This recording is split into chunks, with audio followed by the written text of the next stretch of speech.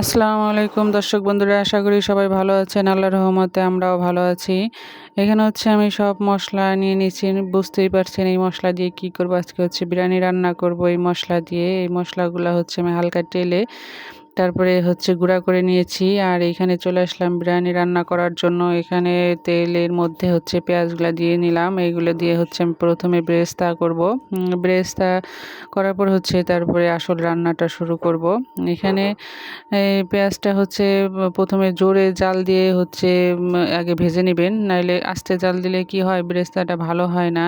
দ্রুত অনেকে আবার দ্রুত করার জন্য লবণ দেয়, তার মধ্যে অল্প একটু লবণ দিলে কি হয়, ওই রসটা দ্রুতই শুকায় যায়, তা বেরেস্তাটা তাড়াতাড়ি হয়ে যায়। আর এই যে বেরেস্তাটা হয়ে গেছে, আমার বেরেস্তাটা হয়ে আসছে প্রায়। এখন এই যে বাদামি কালার আসছে, এই মুহূর্তে উঠায় নিব, কারণ এখন না উঠালে বেশি পুড়ে যাবে, তখন আবার পুরা পুরা ভাপ হবে। ওই পুরা বেরেস্তা দিয়ে এরা কিছু রান্না করলে মজা লাগে না তেমন। এখন এই যে উঠায় নিচ্ছি। এখানে এর মধ্যে বেরেস্তা উঠানোর পরে হালকা চিনি দিয়ে রাখলে পরে বেরেস্তাগুলো মশমশা থাকে। তারপরে যে ওই তেলের মধ্যে আমি মশলাগুলো দিয়ে নিলাম। মশলাগুলো ভেজে তারপরে আমি মাংসটা দিয়ে দেবো। আর মাংসটা তো আগের থেকে ম্যারিনেট করে রাখছিলাম।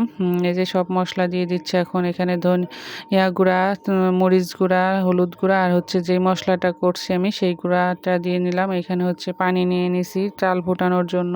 পানির মধ্যে আমি কিছু তেজপাতা, তারপরে লং আর শাহজিরা, তারপর জয়ত্রী, লবণ এসব দিয়ে নিব। আর তেল দিব আর লেবু, কারণ এগুলো তেল আর লেবু দিলে কি পোলাওটা ঝরঝরা হয়। ভাতের ক্ষেত্রেও আপনারা যারা রাইস কুকারে ভাত রান্না করেন তারা দিতে পারেন, ভাতগুলো ঝরঝরা থাকবে। অনেক সময় আঠালো ভাব হয়ে আসে নিরাস ভাতে, ওইটা আর হবে না। এটা একটা টিপস, কাজে লাগবে হয়তো আপনাদের।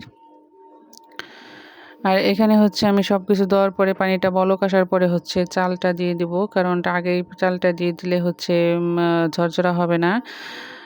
আর এই যে এখন আমি চালটা আগে থেকে ধুয়ে রেখেছিলাম, এখন দিয়ে নিচ্ছি এর মধ্যে। দেওয়ার পরে এইটা 70%-এর মতন ফুটে আসার পরে আমি নামিয়ে ফেলবো। দেখবেন যখন এর ভিতরে একটা হালকা মাছ থাকে তখনই দিয়ে দিবেন। আর এখানে এই যে আমার পোলাওটা হয়ে গেছে। আর এখানে আমি মাংসটা কষিয়ে রেখেছিলাম, ওইটার মধ্যে এখন এই যে বেরেস্তা দিয়ে নিচ্ছি। তারপরে আমি মরিচ দিয়ে নিব। আর মরিচটা কিছুটা ভেঙে দিচ্ছি যাতে ঝালটা বেরোয় কাঁচামরিচের। আর কাঁচামরিচ সবসময় মাংসের মধ্যে দেওয়ার চেষ্টা করবেন, উপরে দিলে অন্যরকম একটা ফ্লেভার আসে। আর দেওয়ার পরে আমি এখন এই পোলাওগুলো দিয়ে নেব, তারপরে দমে রেখে দেব।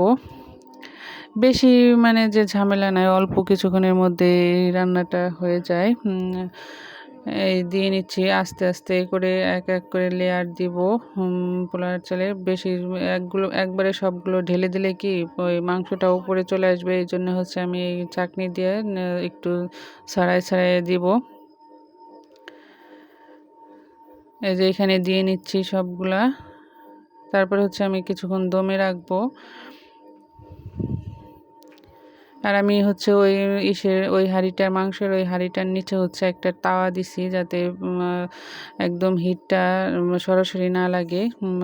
আর সরাসরি লাগলে মাটির চুলায় পুড়ে যাবে। আর যে কোনো ক্ষেত্রেই আপনি গ্যাসে রান্না করলেও তাওয়া দিয়ে নেবেন। আর এখানে দুধের মধ্যে মশলাটা দিয়ে নিচ্ছি। এই যে দুধগুলো ঢেলে দিচ্ছি এখন আমি।